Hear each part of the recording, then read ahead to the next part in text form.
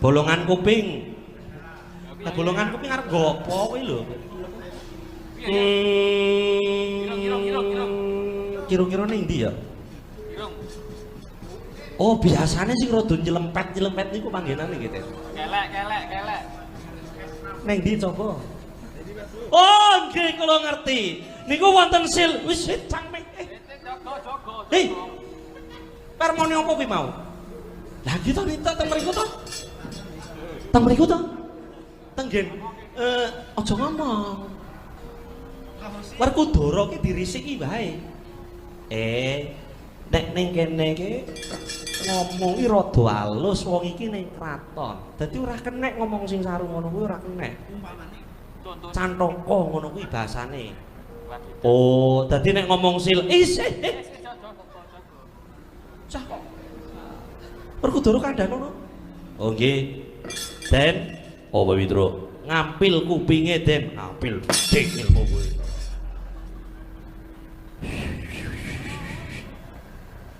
Oh, kagete biasa wae ora sak wagu.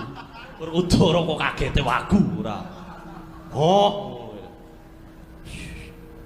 Tenane. Ning kono kuwi. Jijiki. Lah kepengin menang apa mboten?